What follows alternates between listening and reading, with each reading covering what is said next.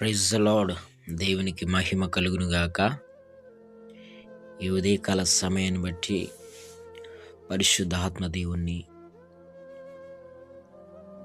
దేవాతి దేవుణ్ణి ఎంతగానో మహిమపరుస్తున్నాను.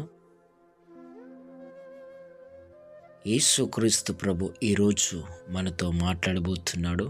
మొదటిగా మనం ప్రార్థన చేసుకొని వాక్యాన్ని చదువుకుందాం.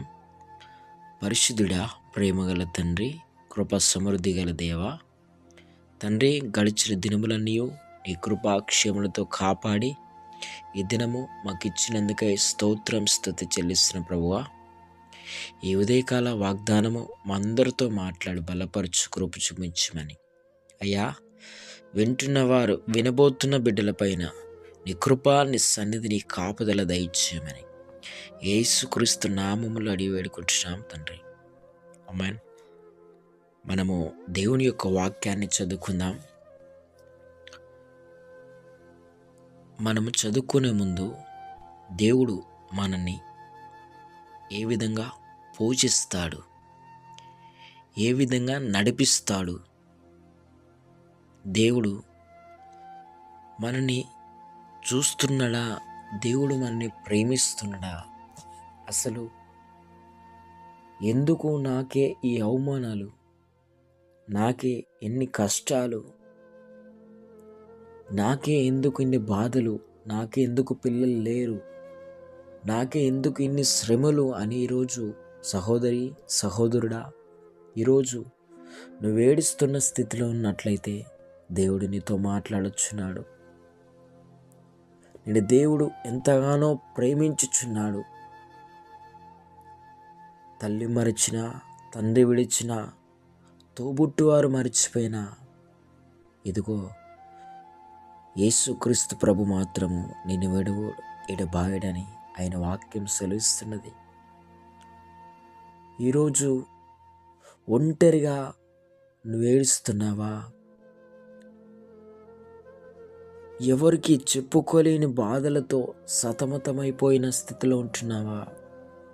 అప్పులనే సమస్యను బట్టి, వివాహమైన ఎందుకు నాకు ఈ సమస్యలు పోవట్లేదు, ఎందుకు అందరు విడిచిపెట్టి ఒంటరిగా ఉంటున్నా, ఎందుకు నా కుటుంబంలో నాకే ఎందుకు ఇలా జరుగుతున్నది, ఈరోజు నువ్వు బాధపడుతున్నట్లయితే సహోదరుడా, సహోదరి, నీతో దేవుడు మాట్లాడుచున్నాడు. ఈరోజు చదువుకుందామా దేవుని వాక్యం? కీర్తనల గ్రంథము 32:8. కీర్తనలు 32:8. నీకు ఉపదేశము చేసెదను, నీవు నడవవలసిన మార్గమును నీకు బోధించెదను.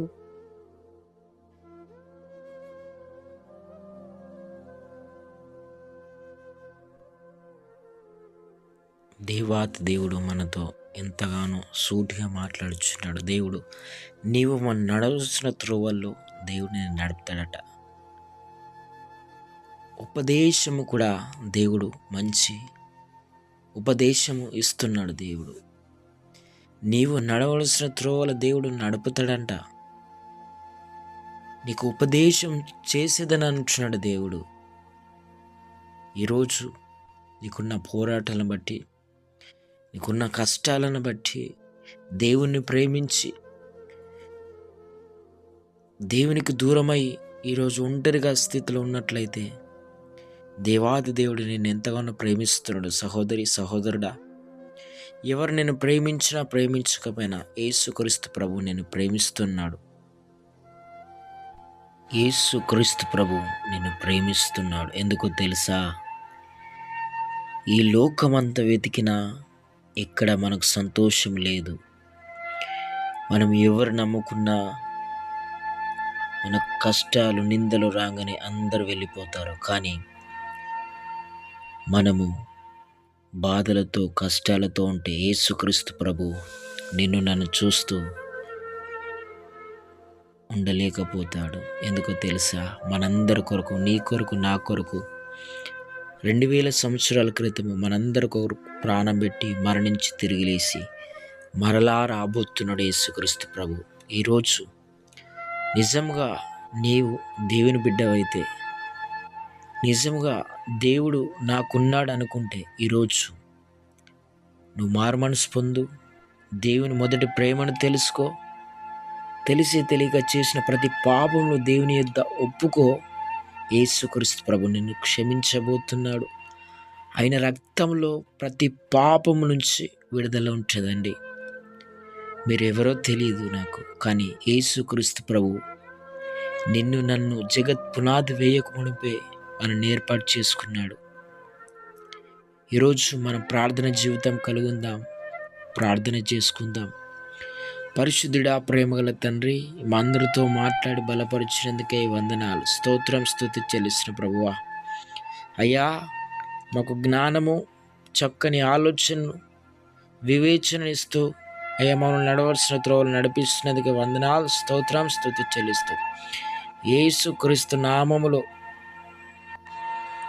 యేసుక్రీస్తు నామము అన్ని నామము కంటే గొప్ప నామము. మనందరం కూడా యేసుక్రీస్తు నామాన్ని బట్టే మనం రక్షణ, మారుమనసు పొందుతాము. ఈరోజు